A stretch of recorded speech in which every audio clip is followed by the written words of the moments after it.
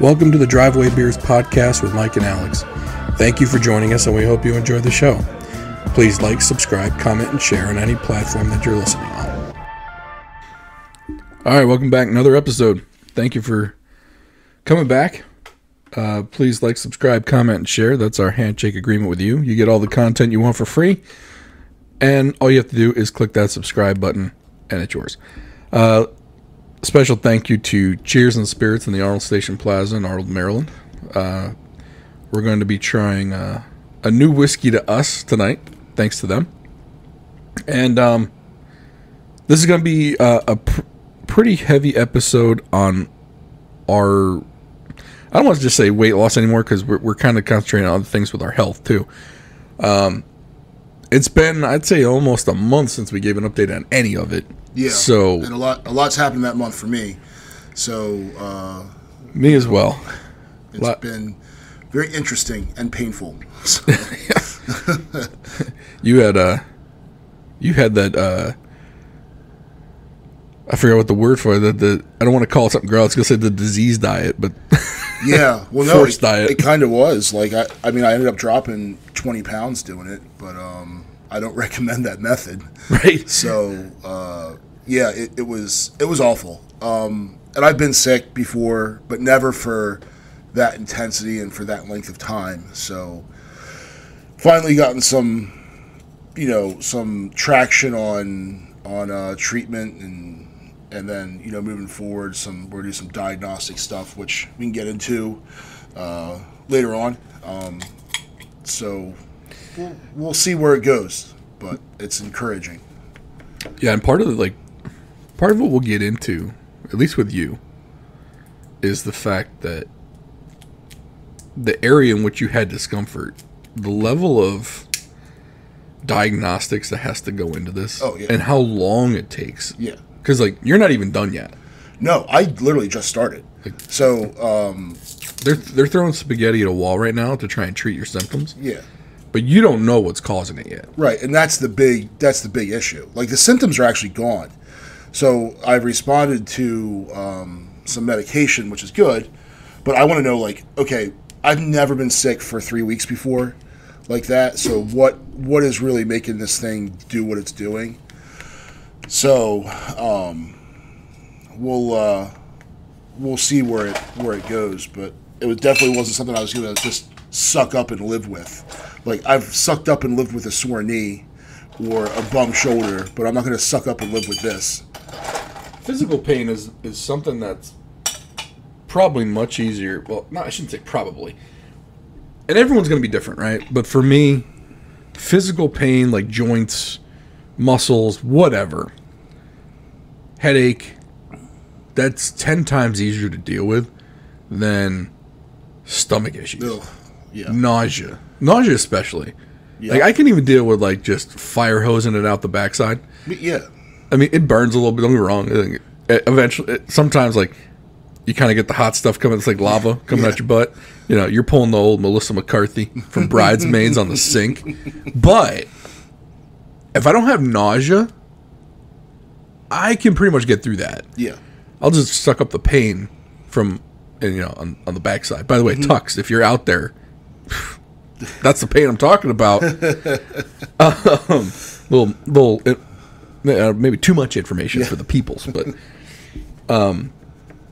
so I remember you had texted me and were like, yeah, and this kind of goes, I don't know if we ever talked about how guys and girls talk about illness. You told me you were shitting out a storm, and I sent you the GIF of Melissa McCarthy shitting on the sink. That was my sympathy for you. Meanwhile, if you laughed at that, it probably didn't help you keep stuff in. Right. Well, and the funny thing is at that point the problem was actually getting stuff out. Oh. So, but when I looked at it, I was like, girls tend to be like, "Oh, sweetie, I hope you feel better soon. Kiss, kiss." And guys are like, "Oh, you're shitting your guts out, pussy. F you." That's the reason you didn't come out? Yeah. You didn't come down the block for that? Yeah, suck it up. Wuss.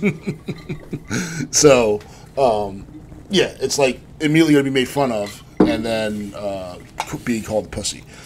So now, of course, I was dealing with my wife, who sometimes is not all that sympathetic.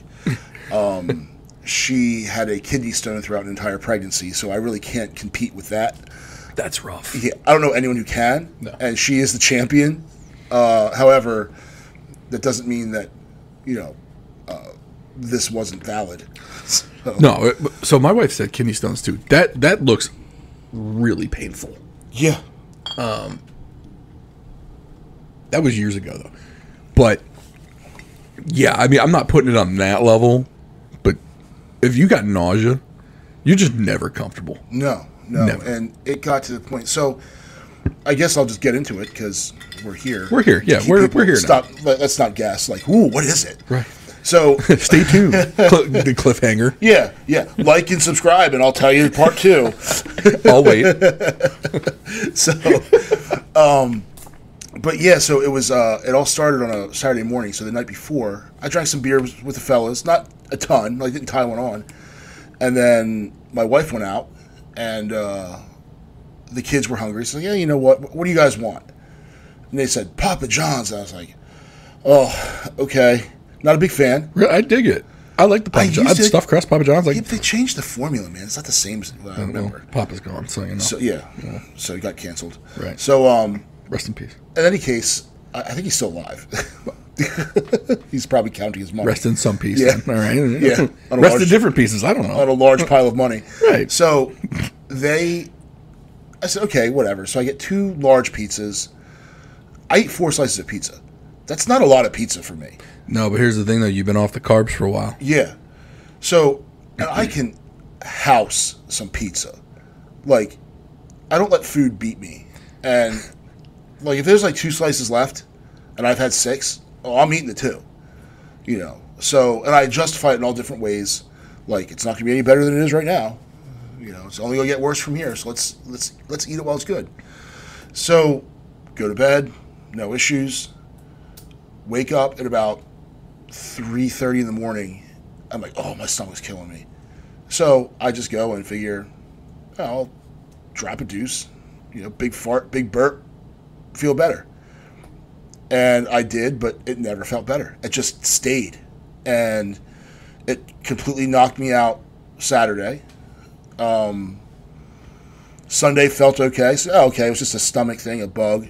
Monday felt okay, went to work. Came back, getting ready to go to baseball, and I had to cancel t-ball practice. And my oldest had a game, that makeup game, that I missed entirely. So I never missed their games. But I couldn't do it. I couldn't.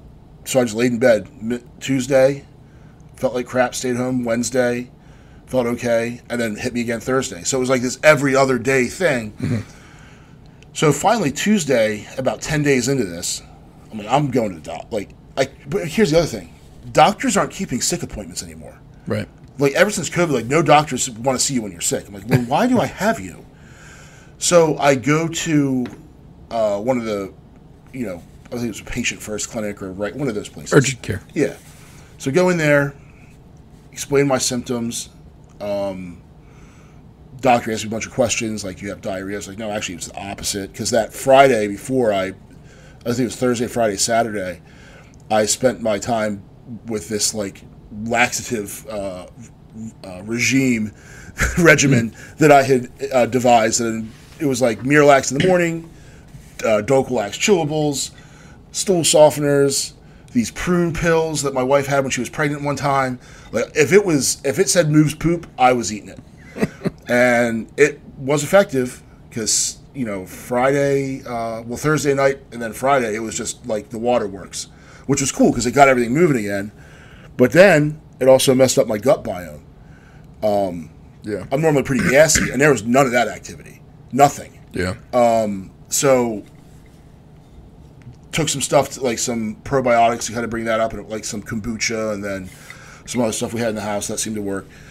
But the doctor was like, well, I don't think it's anything serious, because I didn't have stabbing pain, so it wasn't appendicitis, wasn't like a inflamed gallbladder or pancreatitis or anything like that, because that comes with intense physical pain. This was just a nausea and an ache, but it was in a different region than those organs are. Sure.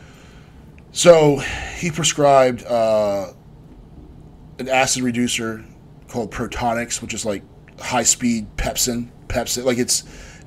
It's not identical, but it's like the juiced up version. What is it, a proton pump inhibitor or something? Yeah, I take that one. It doesn't work very quickly though. It needs to build up in your system. Yeah, but you just take a consistent dose every day. Yeah, yeah, and that's what I did. And then he also gave me sucralfate, sucralfate is a medicine that thickens the lining. It coats the inside of your stomach, and then thickens the lining inside your stomach. So they use it for ulcers. Okay. So a couple days later, that was Tuesday. Thursday, I actually went to work. Felt pretty good.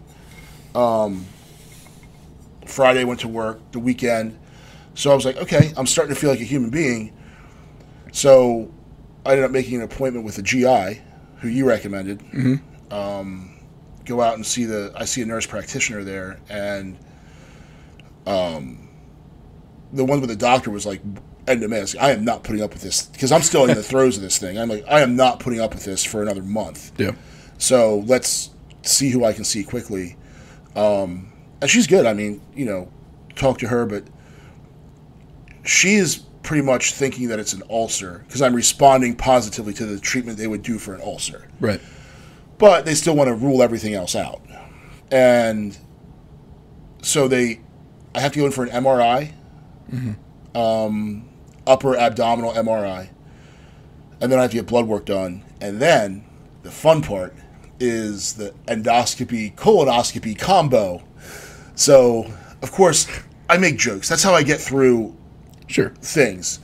So she tells me this, and I took my fingers, I put them together, it's like both ends at once. It's like, yeah, but you'll be sedated. I said, oh, so y'all going to spit roast me? He's like, I've never heard that before. And I thought, you need to get out more. Right. You're telling me nobody ever made that joke with you? No? Ever? Was she young? Yeah, our age. Maybe. Oh, I mean, I don't think we're not that. No, I mean, she's been doing this for a while then. Yeah. Yeah, this wasn't her first go. No, she wasn't like 23. Oh, okay. And, I mean, you have to have some street time to become a nurse practitioner to begin with. Sure. So, yeah. And I wasn't even making the spit roasting joke in, like, the sexual term. I was thinking more of, like, spit roasting a pig. Do you think she took it the other way? I don't know. Oh, and now I'm worried. Right. Like, did she go home and be like, hey, one of my patients made what's a spit roast? Right. And the husband's going to be like, right. Like, she went, did I get sexually harassed at work? No, I was talking about food. I'm a fat guy. Like, no, I'm talking about me. You were spit roasting me. Yeah, I'm not asking to spit roast you. Right. We need another person for that. And there's another human girls. We can't do that. So, but I couldn't but I was worried about it. Right. So I'm like, man, I hope she doesn't think I was like making a crude joke. Like, I was literally referring to, like, you ever been to a luau and there's a pig roast and they literally have a spit that goes through its mouth and out its butt. That's how they do it. Imagine she's the nurse in there during your colonoscopy. She's like, this is the asshole that sexually harassed me. Yeah, let's see how well that anesthesia lasts on you, buddy. I'm only gonna use half the bottle of lube on you. Yeah, or no, they're gonna give me the colonoscopy first and then the endoscopy second and use the same scope. By the way, if you're out there, please don't be offended by any of this. Yeah. Don't hurt him. But this is the thing, because there are a lot of guys that, like, there's a guy at work, he's a senior guy, he will not go get one done, and he's in a high risk group for colon cancer. But he's like, no, they're not seeing anything on my butt. I'm like, dude, you're sleeping. They don't know. Like, you don't know that they're doing it. They're not. It's not sexual to them. They're not putting a penis in there. No.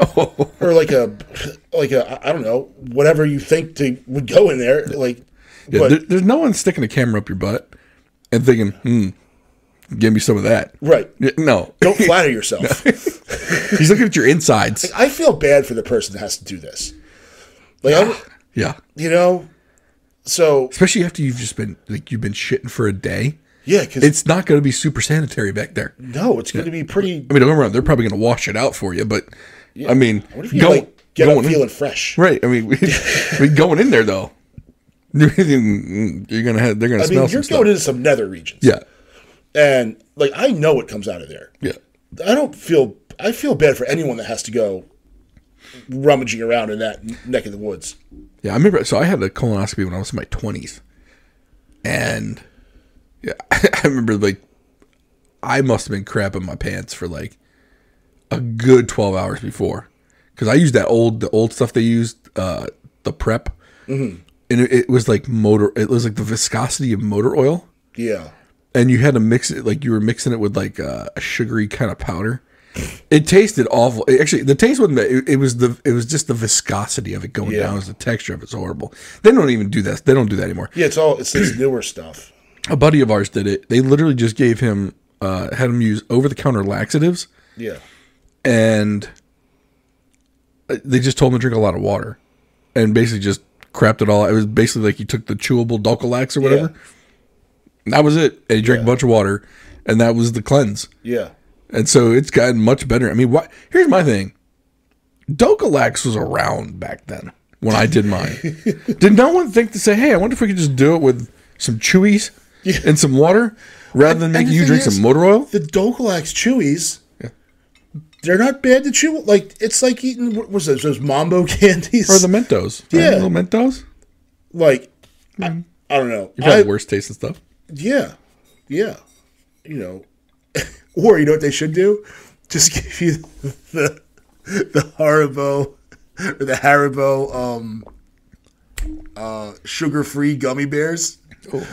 Have you ever, dude, if you haven't checked out the Amazon review of the Haribo sugar-free gummy bears, you need to do it. It is hilarious. Like, they are it's explosive diarrhea. Oh my god. I might have to pull that up. Oh no. All right, so you got to get the endoscopy, colonoscopy, MRI. Yes. And they're looking. What are they trying to confirm an ulcer? Yeah, so that's pretty much what the endoscopy is going to do. When I mentioned like constipation and some back pain, which I think was just the pressure, the buildup, she's like, "Well, but you're going to be sedated anyway, so let's just do both." Right. And that's when I made my spit roast joke. Yeah.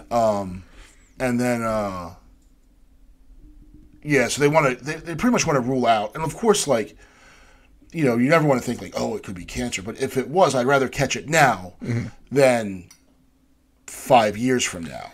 Yeah, generally with colon cancer though, you'll poop out some blood, like not hemorrhoid blood, like not like bright red blood, but like it would be dark. Yeah, it would be like almost like a dark cherry color. Yeah. A lot of times it comes out like it looks like black. Yeah. They'll say like black tarry stool or whatever. That's signs of a GI bleed. It smells awful too. Right. For the most part, like a sudden onset like that, I know that it usually, like cancer would, as it grows, it would normally like get worse and worse and worse. Yeah. It wouldn't all of a sudden get better with some ulcer meds. Right. You know what I'm saying? Like, it doesn't work that way. Like, well, I just found the cure for cancer. Right. It's called sucralfate and Protonix.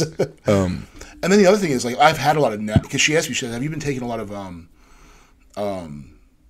NSAIDs, like, ibuprofen, Advil, stuff like that? And I said, well, I'm a dum-dum, and I do dumb things like lift weights that are too heavy for me after I've taken some time off, and I hurt myself, and then what do? I take them so I can, and I was taking the Advil PM, put you asleep. Yeah.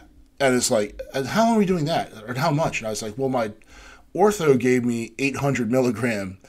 In the Army, they call it Ranger candy. Right. And I ran out of those, so I was just taking whatever it got me to 400. So your body can't process more than 800 grams of ibuprofen. Yeah. That's why 800 is the max dose. Yeah. Every 6 to 8 hours. Yeah. So I was probably doing 800 a day. Like total, like at night, because that's when it bothered me. Yeah, but I mean, you can do 800 at a time. Yeah. So you can do 800, wait 8 hours, do it. So it's 800 times 3, because that's 8 times 3 is 24. Yeah. Yeah. Yeah. So I was doing just 800 once, but that's still not even that bad though. But a continual every day taking this stuff, and I was also taking low dose aspirin, which irritates your stomach too. I stopped taking. So I actually stopped that. So the 81 milligram, I took it because. My old primary care, he gave it to me because that was the that was the go-to for if you had a family history of heart disease. Mm-hmm. Like they basically like thinned your blood a little bit. Mm-hmm. And then I guess like the data's come out saying that it's actually not good for you to do that. So I stopped doing that. Yeah. Now I'd already done it for 12 years. So who knows if going off of it so abruptly was a good idea. But anyway, go ahead. Yeah. So, but that could contribute to it. Just treating my body like a trash compactor could also help, not help things. Drinking a lot of coffee. Coffee, no, I don't. Coffee's fine. Yeah. Coffee makes you go. Coffee wouldn't have backed you up like that. But here's the other thing. You hadn't been eating a lot of carbs. Right. Right? And then you just housed 4 slices of pizza. Like, I swear to God, ever since we started this, if I eat a big meal, it almost doesn't matter what it is. Mm-hmm. If I put a ton of food in my stomach at one time, dude, I get so nauseous. And if it's carbs, like if I do, like one time, I think I ate like 3 slices of pizza, which for me would have been nothing. I ate 3. I could feel it was getting like, I could feel it was getting tight though. Yeah. So I had 3 and I stopped. And I'm kind of happy I did because that night was not a good night. Yeah. Like it hurt, like my stomach hurt that night. So yeah, when I was heavy into the keto, we were doing it. Like I've actually kind of switched off and I'm doing more of my goal is to do more of a Mediterranean type. So when I was sick so bad, I was eating nothing but chicken broth and rice, applesauce and toast. Like that was what I ate.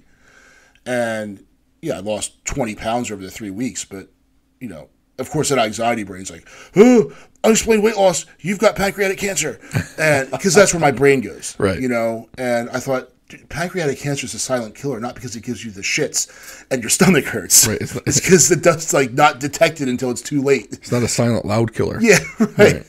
Like if that was the sign, like, oh, early symptoms is your stomach hurts really bad and you get the shits, well then I think we'd probably be catching it pretty quick, right? Right. But so I go and say, well, but before when I was doing all this, I if I ate a lot of carbs, I'd have trouble sleeping. Yeah. Because like it was all sugar. Yep. The Mediterranean, though, I found that before I started taking the meds to make the stomach feel better, and those times where I was feeling good, beef irritated it a lot. Chicken was easier on it. Anything that was fatty or greasy, that set it off. Yeah. So I started eating just leaner meat. So I was eating, I bought frozen flounder, and I'll just broil that with Old Bay. I bought shrimp, the frozen shrimp, and then defrost, and I mixed that with like lentils. And so I was switching more to a Mediterranean diet, and I kind of like it. I like the food. But it's still fairly low carb, though. Yeah. It's not like, so my doctor had talked to me about the Mediterranean diet too, and he said carb wise they're not very different. Yeah. The Mediterranean diet adds some other oils and stuff like that, but and there's some more plant based stuff than a pure. And I guess you could do a vegan. I don't know how you do it, but I never got a lot of avocados. I never got rid of like the vegetables and stuff so much, except there were a couple that were kind of high in some carbohydrates, but I mostly got rid of the fruits, but not the veggies. Yeah, but like carrots are very high in sugar. Yeah, I eat those. Those make me nauseous though. If I eat too many of them, that doesn't feel good. I'm not a big carrot fan. My oldest son eats carrots like other kids eat potato chips. My kids eat the same thing. I don't get that kid. Yeah. But he's also rail thin, so I'm like, maybe I should take a cue from him. I'm trying the high fat thing you were talking about though. Mm-hmm. That bothers me to no end. And I know like on keto you're supposed to eat fat. Like fat and protein are your 2 biggest things. Yeah. The problem for me was whenever I ate something high in fat, like I think I had like the pork rinds the one time, right? Mm. It's fried fat. It's delicious. Yeah, but it hurt like a bitch. Like I was literally in my bed for probably 2 days when I had it. And I was like, it wasn't pork rinds. It was cooked fat. Like I forgot it was the guy, the taco truck guy. Oh. and I had it in a bowl. And dude, for 2 days, it was like someone just kicked me in the stomach and then put a nausea bomb down there too. It was bad. And since then, like even like fried chicken, if I eat fried chicken, especially if I eat like a fatty thigh, it hits me like a ton of bricks. Wow. I don't know what it is. So like, the gallbladder. And so the other thing that the GI doctor might say is when I had pain one time really bad, they did an MRI or a scan or something, and it came back that I had fatty liver. And so gallbladder processes fat. Yeah. But if your liver is surrounded by fat, it disrupts the function of it. So both of those combine, and it can hurt. Yeah. So it could have been something where you have like a fatty liver a flare up. Yeah. And that's what caused the pain. Well, then so a buddy of mine had lap band surgery. Yep. And he had fatty liver. So he had to go on a diet to reduce the size of his liver before they could do the procedure. So he went on that. And then another thing that I've noticed since this, I used to have really bad reflux. It would wake me up at night. I would take a couple of like Tums Chewies, and which I actually started liking because it's like a Mento, Alka-Seltzer Chewies, like all that stuff. The reflux would wake me up at night to the point where I was like choking on it. Yeah. And with this Protonics, like it doesn't happen at all. So, and then when I told the GI that, she said, "Yeah, you probably have GERD too," and so, and then she asked me if I had sleep apnea, and I was like, I've never been tested for it, but like look at my neck, like I'm a big dude, so the test for that sucks, by the way. They make you, so I had a test, and I attempted it, and it didn't happen. Yeah, because you got to wear a thing on your forehead and a thing across your chest. I don't know about you, but I'm very sensitive, like how I fall asleep. See, I can fall asleep anywhere. So I think I'm not too worried about. My thing is like there are a bunch of dudes that are in the powerlifting strongman community, and like those dudes, they don't even bother getting the test done. They just go out and buy a CPAP, right? And it gives them they're able to sleep better instantly.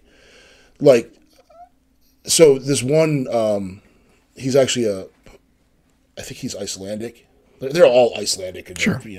Vikings that I follow. He was like, a buddy of mine sent me this talk that he did. It was like a 2-hour-long YouTube video, and he was like, "Hey, if you guys aren't on a CPAP, get one. Like, if you have insurance, you want to go through the sleep study, do it. They're not that expensive. Just go buy one.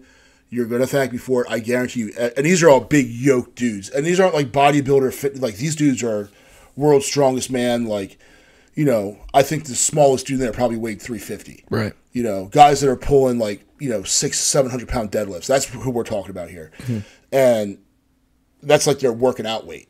And like, he's like, I get every one of you dudes has sleep apnea. And, I'm looking at these guys, I'm like, I look a lot like these dudes. So I'm thinking to myself, well, it's probably something, given the fact that like I wake up in the middle of the night and I feel like when I'm not choking on my own vomit through the GERD, like I can't breathe, and my wife would be like, your snoring is ridiculous. And I mean, if I was a betting man, I'd bet I had it. Right. So, yeah, I think you're right. If I was betting on it, I'd probably say I have it, but I don't have enough symptoms of it to say I do. So yeah, for now, I'm pretending like I don't. Yeah. Yeah, that's crazy though. That you're gonna. I mean, I think it's strange that, especially with the GI tract, you got to go through all this stuff just to find out one diagnosis. Yeah. Like, from the time it started to the time you find out, you're going to be about 3 months in. Well, actually, yeah, well, 2, because my colonoscopy endo is scheduled for the 21st of June. So, okay. So that's not too bad. Yeah, they got it in pretty quick. And they asked me, they said, do you want, these earlier dates in June? I said, well, let my wife get out of school first, and then she said 21st or 23rd. I said, what day is the 21st? She said, it's a Wednesday. I said, 23rd is a Friday? She said, yep.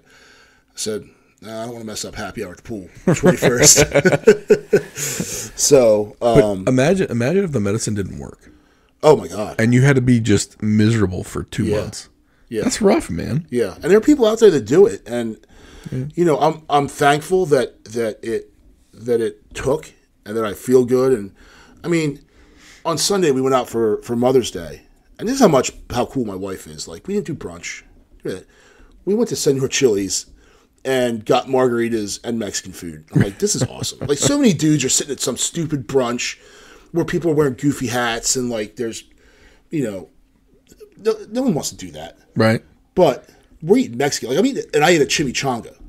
Like, I had to go easy. I'm going to test the system. Right. They have to take a boat out for sea trials. Right. Like, I'm taking this ship out. We're going to go, full left rudder and kick it and see what this thing can do. Ahoy, mateys, let's go. Yeah, and she ran great. Yeah. But the thing with the GI tract, if you simplify it, it's a tube.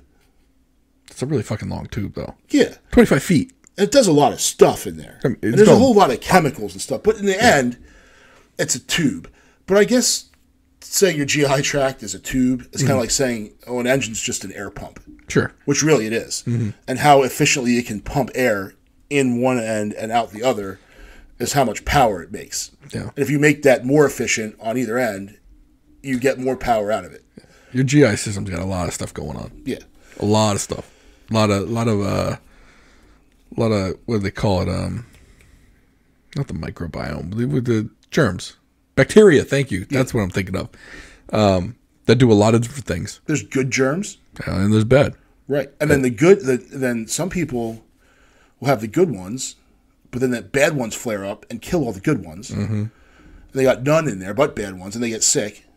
And then they actually have a procedure where you can have, like, someone will donate good bacteria and they will insert it into your butt. And it's like a poop transplant. Yes. It's exactly what it is. I got enough of my own poop. I don't need to import any. Well, so the FDA just approved a pill that does what the insertion does now. Except now it goes down. Actually, it might be a suppository. Either way, though, they are now saying that this works so well that they've created like an FDA approved pill. Wow. That can, I guess it's enough bacteria that it kills off the bad and the good takes over. Yeah. And if the first time doesn't work, they do it a second time. Wow. Now, I do know that there are more of these little one-celled microorganisms in the healthy gut than there are cells in your entire body. Yeah. So, well, and the other thing that they said is, so like your brain and the brain in your head is operating completely separate from your gut. Wow. They're saying your gut essentially has its own reactions, its own, like, not connected to the brain. It can function all on its own. Which is why some people might get an anxiety reaction in their gut, but not feel stressed in their brain. They won't have any other physical reaction other than having to shit really bad. Wow. Or grumbling. Or whatever, something will activate. Something activates inside their gut, but they'll be like, "I don't know what the heck's going on." Yeah. But then what happens is then your brain's like, "Oh crap, something's going on," and then it flares up. Yeah. So then you're in a catch-22. So yeah. But hey, you lost 20 pounds. Yeah. I gained some of it back, but the pants still feel looser. So when we started all this back in January, I'm using January 1st as a starting date. What were you weighing in then? Like 440. Okay, and what are you at now? 435. So I thought you told me you were 419. I went down to 419, and then that was after just essentially eating nothing but chicken broth. And so you got 14 of it back in 2 weeks? Good God, man. Well, that's what happens when you're not A lot of that's water. I guess rehydrated. Yeah. Right? Yeah. But the good thing is that the pants are still feeling looser. And I'd normally weigh myself completely naked and completely pooped. So, like, pooped naked, and when I jumped on the scale, I'd eaten breakfast, a couple cups of coffee, and was dressed. So I could probably safely knock 5 pounds off of that. So let's say you're at 429. Yeah. We'll say 420. You started at what? 440. So and it might have been higher back in January. Well, when you weighed yourself, what was the highest weight you'd been? The highest I've ever been is 450. Okay, we'll use 450. Yeah. And you're at 429. Yeah. So you're down 21 pounds. Yeah. All right, then. If you would have made a deal with yourself and said, hey, you didn't have to starve yourself, you really didn't have to do much exercise. You said you catch this awful illness. But even if, let's say 429 is what you weigh right now. Yeah. Even after everything's back together. Mm-hmm.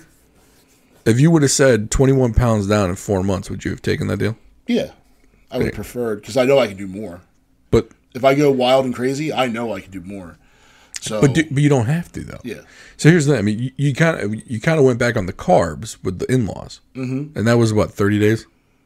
So you had a 30-day little setback there. I stayed they were with us for about, so they were with us for about 6 weeks. And I held out for about 3 weeks of that. And that just became too much. Like, they like to eat out a lot. They're very generous. So I was like, oh, let's go to this restaurant. And I could only sit there and eat. Like, we go to the diner. Yeah. I love diner food. And I'd go there for dinner, and I'd get an omelet, with cottage cheese as the side. Meanwhile, there's French fries, there's hamburgers, there's all this stuff, and I could only do it. I'm only a human. So stay strong for so long. So I get you. And I have the same issue. And I'll get to what my doctor said in a little while. But I've found, like, if we're in those situations more than we're not, we gotta still say no. Got to. It's like when we go to the Mexican place, I gotta say no to the chips. Yeah. Now here's the thing, though. I go to that place probably once a week. Do I say no every week? No. Yeah. But in the back of my mind, if I say no, one out of 4 weeks, so 3 weeks I say yes, 1 I say no. That one time I said no is still better than eating it 4 weeks out of 4. Oh yeah. So like I got to make those. I can't let the other 3 weeks screw up any progress I've made, because there has been progress made. So for me, I started off at 350. The last time I weighed myself, I was 320.9. Okay. I'm going to say 321. I'm not giving myself the extra pound. Yeah. 0.9, you can't round down. You can't round down. Yeah. But that's still 29 pounds. Right? Well, yeah. 50 down to... Yeah, math. 29. Yeah. All right, 29. Yeah. So it's one of those things, and this is the question I posed to you, and I said to myself, because I was like, well, I could have done better. I said the same thing you did. Yeah. It's that stupid mindset. Mm-hmm. Well, I could have done better. Or I could do better if I really hammered it out. And everyone's like, well, you should have. Yeah. You weak ass. Like, no. 4 months ago, if you would have come to me January 1st and said, look, you're going to have to adjust how you eat, but it's not going to be horrible. You're not going to starve yourself. You just got to eat some different things. You got to stay away from certain things. You still have you have a cheat day here and there. Mm-hmm. You got to up your water intake. But you're going to be down 29 pounds in 4 months. At the end of 4 months. Yeah. Would I have done it still? And the answer is 100% yes. Of course I would have. Yeah. I've got 29 pounds down that I don't plan on gaining back. You're the same way. Yeah, and it's one of those things where, you have to focus on the process and not the result. And then the other thing is, the best time to plant a tree is 20 years ago. Right. The second best time to plant a tree is right now. Mm-hmm. But your right now started in January, and here you are continuing. So that tree's it's like a little sapling now, Right. But I want that sapling to be bigger. Right. Let it do its thing, man. Right. You know? I mean, it's like saying, look, there wasn't, like, 4 months ago, as the tree's grown, there was no, well, if it rained every day, it would have been bigger. Yeah. Right? But it didn't. There was 3 to 4 days and 5 days in a row where there was no rain and it was really dry. Yeah. And the tree couldn't grow during that period of time. So it's kind of like, but here's the thing. In the past, though, I would have taken the mentality of, well, I could have done better and blown this up. Yeah. And said, screw it, I'm going back to what I'm going to go eat all the pizza in the world. Now, here's the thing. I've had pizza. Yeah. I'm not going to say the problem because it's probably actually a good thing. Kind of like what you experienced when you had the four slices of Papa John's. And when I had the 3 slices of pizza, I felt horrible. Yeah. Like my body is now saying, oh, hell no. Like, you can have the pizza, but you better keep it to 1 or 2 slices. Yeah. Because I don't like what you're putting in me, and I'm going to make you feel like crap for 2 days. Like, it physically felt bad. Well, and then the thing with me is, like, even though I did go and lost some of my discipline and ate some crap, I didn't eat crap to the point that I used to eat crap. So, Pizza Monday. The 2 pizza places, like local shops close to here, both have a special on Monday. So we always get pizza on Monday. And we have, all 3 boys have baseball practice on Monday too. So it's an easy thing to do. So, $20, I get 2 pies. And then also from those 2 pies, the kids, and I think every other kid around here too, takes a slice of pizza to school the next day for lunch. So we're getting lunch and dinner, or dinner for us and lunch for the boys the next day. But where I used to eat, like just keep eating it because it was there and it was good, now I'll get a salad and I'll eat 2 slices of pie rather than eating 6 or 8. Right. But those are the improvements that are important. Yeah, and that's the thing where, okay, I can get just a salad, and I can do, so there's some good, I think, the dressing's not the best, I get it, but you know what? Because that's one of the things that drives me nuts. Oh, but the dressing, there's calories, the dressing's not good for you. Okay, dickhead, I get it. It's still better than pizza. Right, would you, that, or an entire pie? Right. So 2 slices, and I share a Greek salad with my wife, and we're good. And the key is, though, the salad doesn't have the carbs. Right.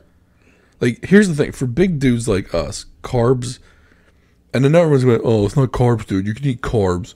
No, you can eat carbs. You just can't eat as many because they they get processed like sugar. Yeah. And when we're referring to carbs, we're looking at the net carb number. Yeah. We're looking at, the first thing, added sugar is the enemy. That is the enemy. And then when you look at so what you want is, like, carbs from fiber. That's it's subtracted out. Yeah. So we're not saying, like, don't eat vegetables because those are carbs, but that's good, still your body needs it.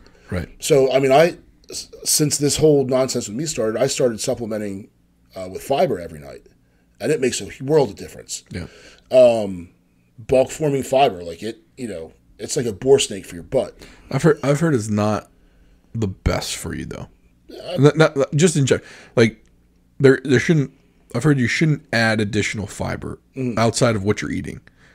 What if you're not getting a lot of fiber to begin with?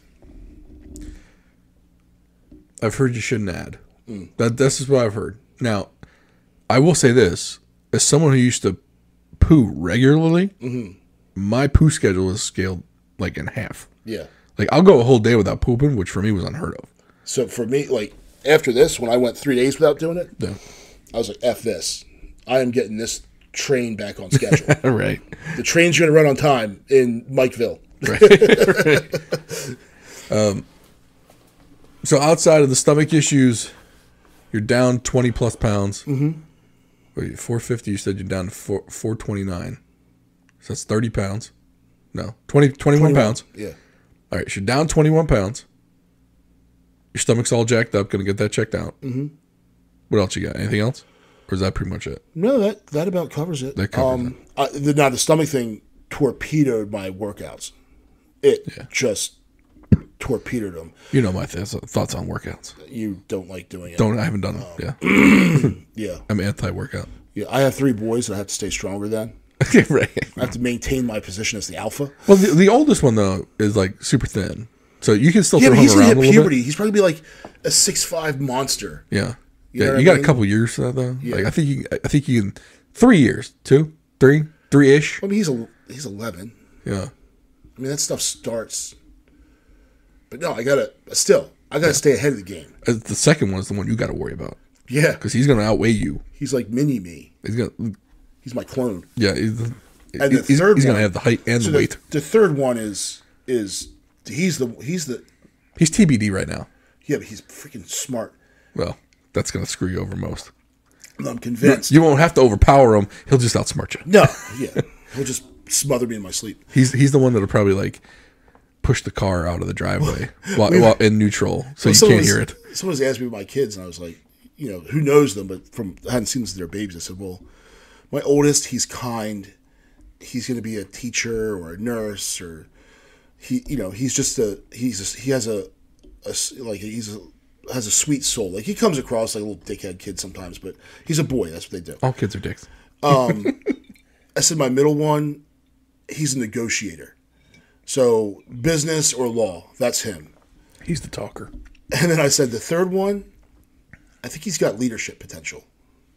Oh, well, that's good. I said, yeah, of a prison gang. That's where he's going to be. Still a leader. Come on. Hey, don't discount it. It's better to be the leader of the prison gang than the prison skill. Bitch. It's a skill. Yeah. I mean, come on.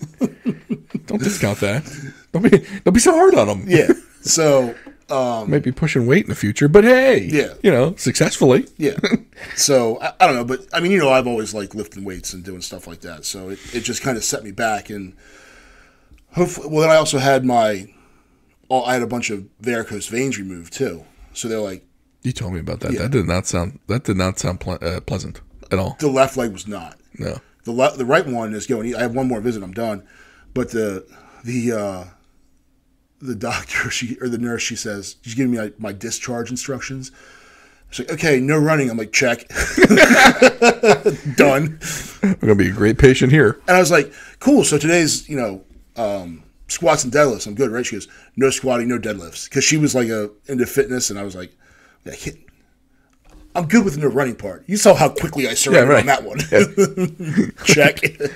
You were nice. We were simpatico for a minute there. Yeah. And then you told me I couldn't squat or deadlift. She goes, and I'm glad she did, because had she not, I would have gone right home. You'd blow it out. And then the lidocaine would have wore off. Oh. And then I had this one incision that didn't want to stop bleeding. Ooh.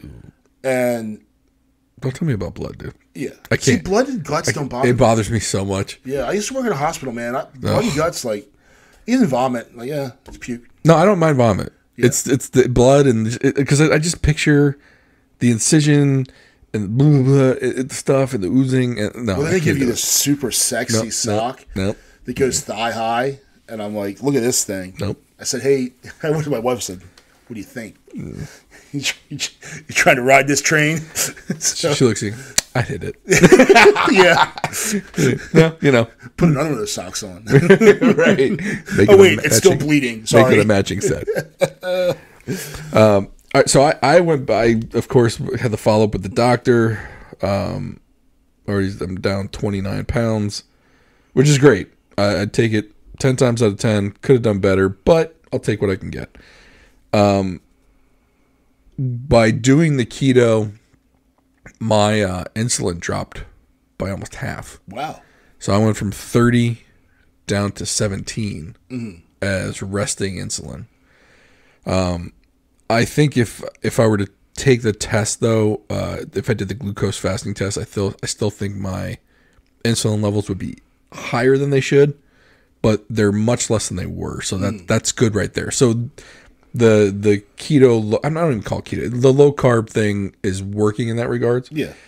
Which is probably helping me drop some weight, because the less insulin, the less fat you absorb, or the less fat you build, allows you to process it better. The testosterone thing. So I don't know where we left off with that, but my testosterone was low. It was, I believe, at 198 for total testosterone. It had dropped down to 110. Yeah. Now, 77 is the high range for a normal woman. So I was closer to the highest of the normal woman than I was to the lowest of a normal man. All right? I mean, we can make all the jokes about my man boobs, but, you know, I was about to sprout some real boobs, you know, in a mangina. I was about to be the real transgender in this place. You know what I'm saying? Without any meds to transition, my body's transitioning on its own. So, and keep in mind, this is with me getting testosterone shots every 2 weeks, 200 milligrams. Yeah. Now, don't get me wrong. When I took the test, I think I was 3 weeks out from my last shot, so I was definitely behind on the shots. Yeah. So we decided to change it up a little bit. So now it's going to be at-home shots, 100 milligrams every week, which is what you were doing. Yeah. Yeah, so, I think you're going to see, and some people even say to split that. Yeah. And they'll say do 2 a week, 50 and 50. So it's a constant, it's a more, you're not just getting dumped, like boom, boom, boom. So you're just constantly staying at a maintain easy level. My personal actually wanted me to knock mine back because I took my T. So there's two numbers. Mm-hmm. There's testosterone and there's free test. Mm-hmm. So I went from 280 to 1192. So it was a good jump. And then my free is up in the 300s. And she was concerned that, like, you know, hey, that's too high. And I'm like, no, let's get swole. Time to get yoked. Right. So I am actually going to reduce mine because I don't want to have it, you know, really playing haywire with the system. So I'm going to take that back to probably doing 50 a week and see where it stays. So we'll see. And then we got some more blood work back. So my doctor wanted to test my pituitary gland because it had dropped so much. So pituitary gland, it helps regulate, it helps signal to the testes to produce the testosterone. I believe that's the way it goes.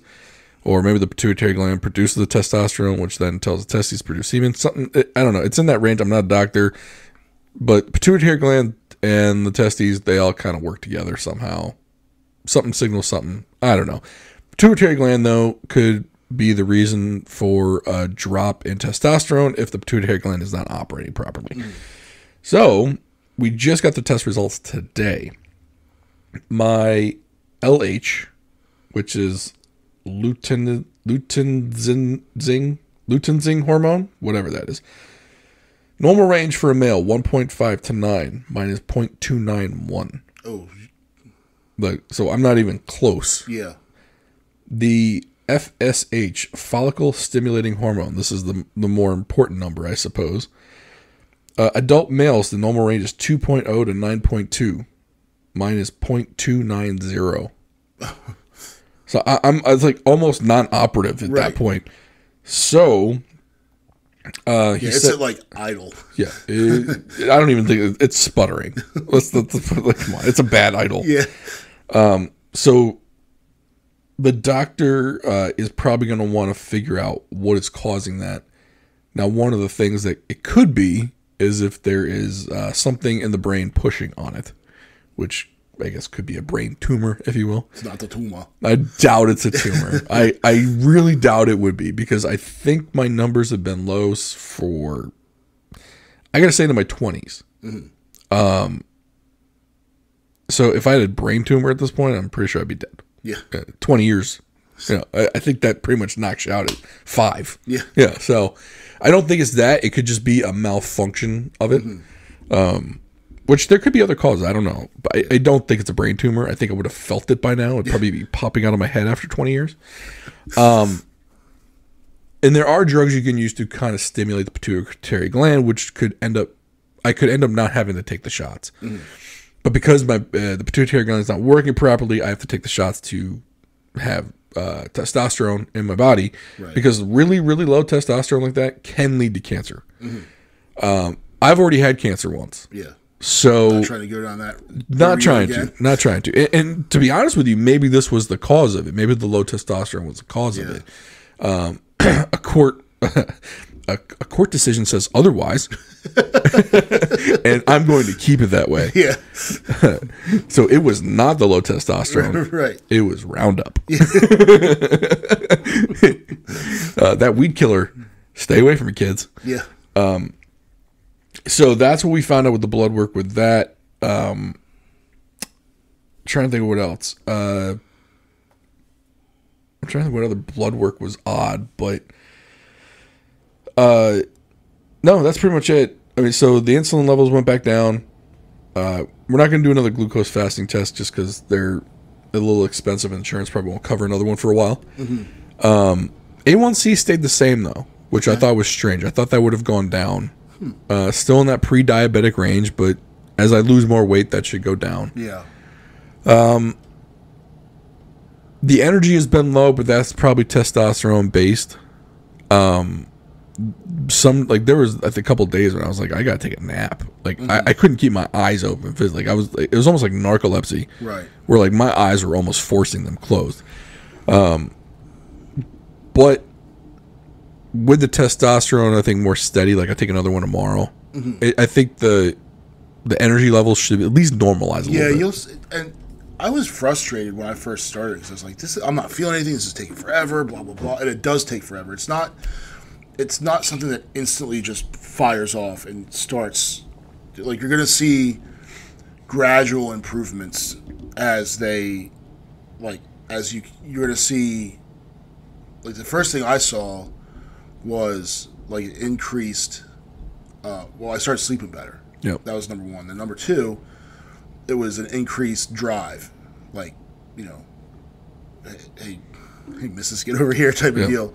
And then improvements in that area too. So like, and then I thought that I'd be like I'd lose weight right off the break, and I'd be like swole, and I think people get this messed up impression of what TRT and testosterone is simply from hearing all this crap about like, oh, you're going to get back knee and your nuts are going to shrink and then all this. Yeah, that happens. But dudes that are doing that, number one, they're not getting it from under physician supervision.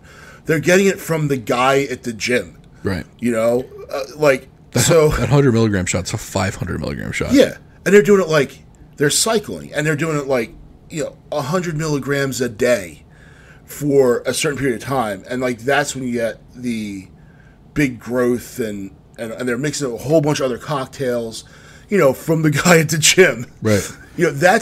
But when it's under physician, testosterone is what your body produces anyway. Right. Keep in mind, we're only taking enough to get us in the normal range. Yeah. I mean, granted, yours spiked like a mother, but but your doctor's not going to keep prescribing it if it's that high. Yeah. He's going to bring you back down. Yeah. So. Yeah, and that's you have to play with it and say, okay, where do I want to? Because there are some adverse things to having it too high. But there are, I think when I weighed everything out, I said the risks of keeping it low, artificial, just not like low where I'm at 280, just because of some nonsense that impression you get from like the DARE program, like, no, steroids will kill you. Like, yeah, steroids from, Chad in the locker room at Gold's Gym, that's probably not good for you. Right. But TRT under physician supervision and direction, that's a little bit different. So. Yeah. So I'm trying to think of what else we had talked about with the doctor. He did possibly mention using a drug called metformin. Metformin is it's a diabetic medication. I forgot what it helps reduce the insulin even more. We decided to table that one again. So he brought that up the last time 3 months aago. We talked about it this time. I said, let's wait another 3 months. Let's see if I keep losing weight, then let's keep it out of it. Metformin is used for diabetes. I think it's also used for PCOS in women too. Yeah, it is used for weight loss. Yeah. I mean, it is too. But the other one he was thinking about, and this goes back to I said I would mention it later, so this is later. It's a mixture. It's a dual drug. It's naloxone and Wellbutrin, which is a depression drug. And essentially, what I was kind of telling was like, I see bread and I want to eat it. And I kind of like, I casually brought up, I was like, it's almost like a crack addict that sees crack, they want to smoke it. Yeah. Or a cocaine addict that sees coke and they want to snort it. I said the bread for me is like, it's there and it's right there and I want to eat it. It's very hard to not reach out and eat it. And I know everyone, the bros out there like, dude, you just don't eat it. You got to have willpower. And I get that, but think of it from an addict's point of view. So naloxone and Wellbutrin together. So the Wellbutrin, I guess it has other, whatever it does in the brain for depression. I guess with the naloxone, it helps with the addiction to the food. Okay. So that way, when you see if I were to see the bread, I won't have that same reaction in my brain. Are you sure it's naloxone? Maybe it's not. What's the other one? Because naloxone, I was like, it's sold under the brand name of Narcan. Yes. It's a medication used to reverse or reduce the effects of opioids. Addiction, yeah. Wow. It's used to stop addiction. Wow. And so yeah, it's I believe it's naloxone and Wellbutrin together. And I wish I knew the name of it. Is it I think naloxone is it. Wellbutrin. I'm just gonna try and Jamie this real quick. Yeah, I'm kind of looking too. Yes. Okay, so but you sure it's not naltrexone? Yes, I'm sorry, naltrexone. Okay. But it's an anti-addiction drug. Yep. And bupropion is Wellbutrin. So it's naltrexone and bupropion. And so apparently it's in combination is used together with a reduced calorie diet and proper exercise to help lose weight and keep it off. The naltrexone part though is for the addiction. Yeah. Part of it. So they're basically treating food consumption as an addiction. And and here's the thing. So brain scans of any person when they eat sugar, and then they have the opportunity to worship the same centers in the brain that are activated with that heroin activates in heroin addicts. Yeah. It's the same thing. Yeah. So, and also, like, when you eat sugar, you get a dopamine hit. Yep. So you chase that dopamine high. If I eat sugar, and we're wired for this. Yep. We're wired for this. So, like, say there's a beehive that's cracked open, there's honey everywhere. You'd want to eat that honey because that's free energy. Fat does the same thing. You would never see ancient humans not eating the fat of an animal or the organs. They eat all of it. They crack the bones open to get the marrow out of the bones because there's fat. It's energy. So it's free. It's, more energy than they would find from a banana or whatever berries they'd pick up. It's the energy density of this sort of stuff. The thing is, now we live in such a time of energy-dense food, you can get it from wherever, so you just keep eating it, like an oatmeal cream pie. Again, my favorite, So here's the thing, though. I could crush 10 oatmeal cream pies, not think anything of it. I found when I eat meat, protein, not so much eggs, but like beef, roast beef, ham, whatever it is, I definitely can't eat as much of it. It fills me up a lot quicker. It satiates you. Yes. Whereas the sugar, first of all, like an oatmeal cream pie, the stuff they've managed to create with hydrogenated oils, flour, and sugar is crazy. Yeah, it's not an oatmeal cream pie anymore. It's completely synthetic. Yeah, but it tastes great. Oh hell yeah! And I'm not knocking it. No. And I don't care what you say. The bigger ones are better than the little ones. They taste better. There's a different, like when you bite it, like there's a thicker amount of whatever that white cream substance is. Yep. There's no dairy in it. It's not cream. But I ate one from the Amish market. So homemade. What? Oh yeah. If you haven't gone to the Amish market, you need to go. I probably shouldn't go. That place is ridiculous. The one in Annapolis? Yes.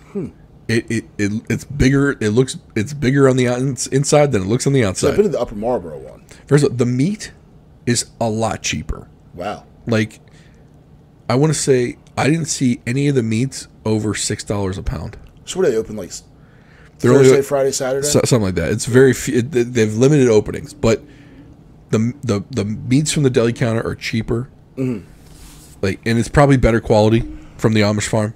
You know what I'm saying? Like, I mean, it is a pure Amish market. Like, Amish people are working there. Yeah. Like this, unless they're LARPing. You know what I'm saying? Like, they're Amish people are working behind that counter. Yeah. But I find when I eat the meat, I'm definitely fuller sooner. But I mean, going back to this naltrexone and bupropion, which is Wellbutrin, whatever. We decided to table that one as well. I'm trying to do this with as few drugs as possible, but it's also like trying to tell the cocaine addict to just go cold turkey. Yeah. Like, no, just and you're gonna have cocaine around you all the time, and you can't snort it. Right. It's not even like it's food, for crying out. Like, you could avoid alcohol. If you had a problem with alcohol, you just wouldn't. You could get rid of the alcohol and you'd live, but you can't live. You're gonna die if you don't eat. Right. Now, are you going to die if you continue to eat the bad way you were eating? Damn right. Probably. Hell yeah. Yes, I am. But you're not going to, but still knows to be like, oh man, that, if he had just stopped eating altogether, he would have lived. Right. But the cokehead or the alcoholic, like, if he had just stopped drinking altogether, he would have lived. And that's true. So you need to eat. You don't need cocaine or alcohol or any of those drugs. Like, you don't need it. And I don't think a lot of people see being overweight as an addiction. And to be honest with you, I never did either. I didn't see it until I was talking with him. And when I described what I was describing as far as having the bread in front of me, mm-hmm. or having sugar or whatever it was in front of me, whatever thing I shouldn't be eating was in front of me. And that's when he brought it up. He said, because I said, when I eat the bread, it's like euphoria in my head. Yeah. I was like, it's a dopamine hit. And he mm-hmm. said, that's because it is. Yeah. He looked me dead in the eye and said that. Mm-hmm. He said, you have an addiction. He goes, you're essentially going about this with no help. Yeah. And that's when he brought up this drug. And I was like, and for me, like, I'm very, even though I take a bunch of drugs, I'm very drug averse. I want to take as few of them as possible. Yes. I'm taking the ones I have to because I have to. And you're hoping that through improving your physical condition that you'll start getting off of some of the other ones. Right. Like, I take blood pressure meds. Mm-hmm. Now, a lot of that is hereditary. It's my mother had high blood pressure. My grandfather had high blood pressure. So, like, I inherited it. So, but I'm sure if I dropped a bunch of weight and, worked out, I could get rid of come off those meds. Or at least reduce the dosages. Yeah. Right? And that's what I'm looking to do. Yeah. I want to reduce some of these dosages. Like, some of the stuff I'm taking, it is hereditary. I'm not going to be able to get off of some of them. The other one I was kind of questioning, though, was, and I didn't talk to him about this because I didn't understand the importance of cholesterol in your system. Oh, yes. So cholesterol, and my cholesterol levels, because I take a statin drug to reduce the cholesterol in my body, mm-hmm. cholesterol is basically the transportation highway for testosterone and other hormones in your body. It's also critical in repairing damage. Yes. Your brain is essentially made out of cholesterol. So, yeah. So by me artificially reducing my cholesterol, now don't get me wrong, my cholesterol was high when I was younger. Mm-hmm. It was in the 240s. And if I weren't on this statin drug, I imagine it would still be in the 240s. But it seems as though the myth about cholesterol was debunked about a few years ago. So there's a doctor, and if, not that this guy needs our plug, but he was just on Rogan, Dr. Asim Malhotra. Okay.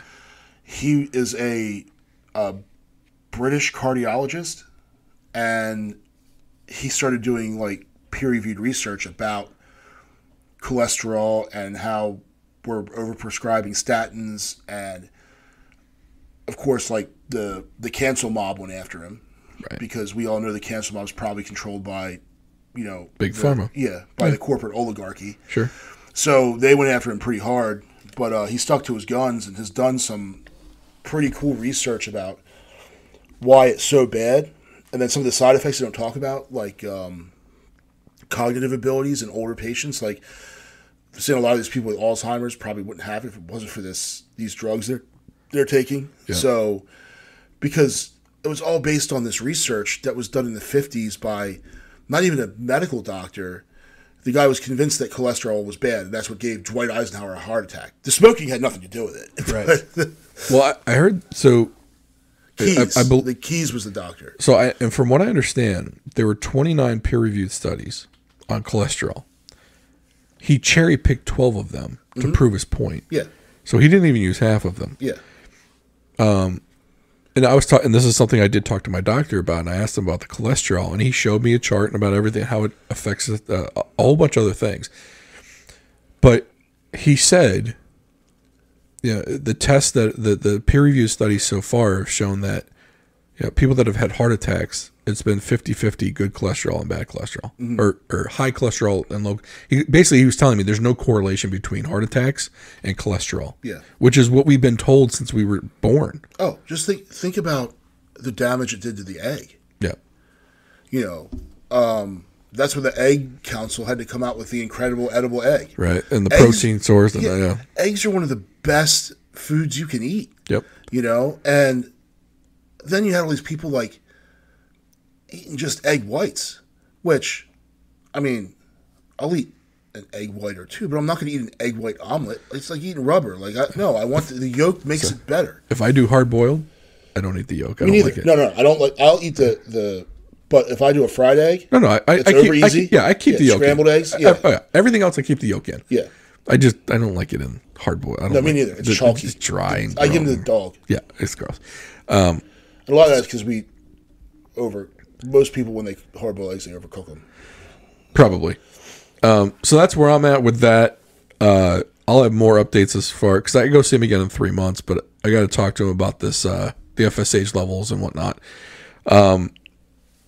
We have been drinking a whiskey this whole time. It's new to us. It's one we both kind of got recommended. It was something called Tin Cup. Yeah. Don't buy it. It tastes like shit. I'm sorry. You don't like it? No, I've been holding that back since we started this episode. I don't like it. I want to try it neat.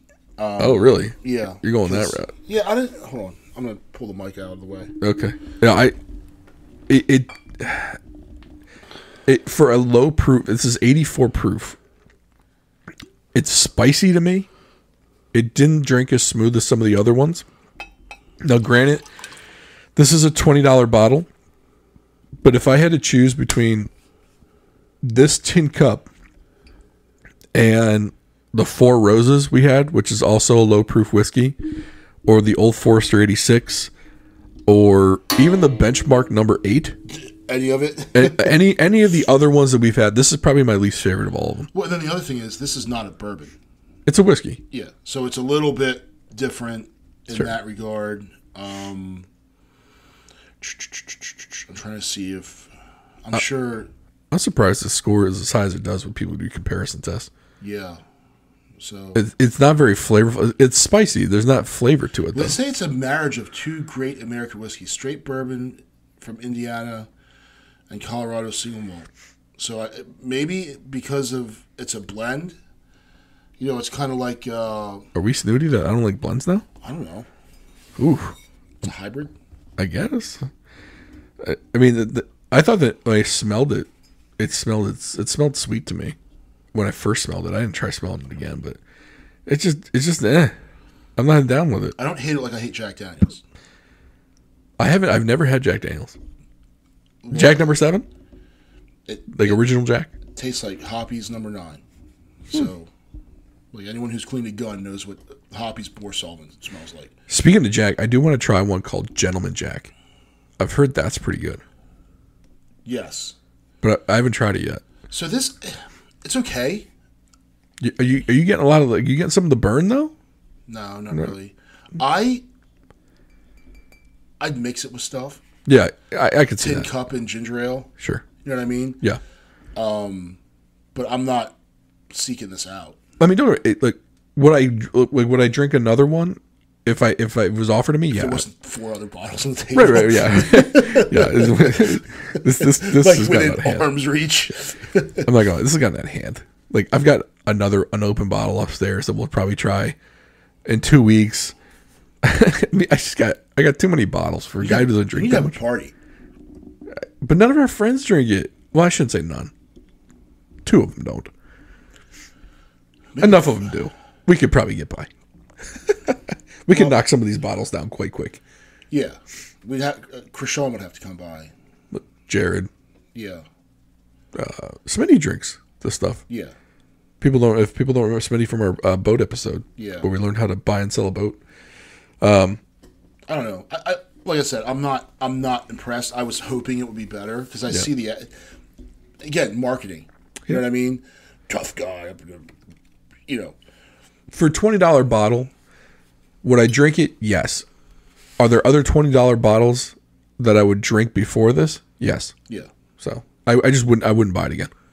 Yeah. So, but thank you to Cheers and Spirits Wine and Liquors in the Arnold Station Plaza. We appreciate them sponsoring the show. We appreciate you listening to the show. Please like, subscribe, comment, share. Listen to us when you can in your car, on your walks, whenever you can. Share us with a friend. Let them know you heard us. Go to the website, drivewaybeerspodcast.com/donate if you want to become part of if you want to join us on the driveway. And we will see you next time.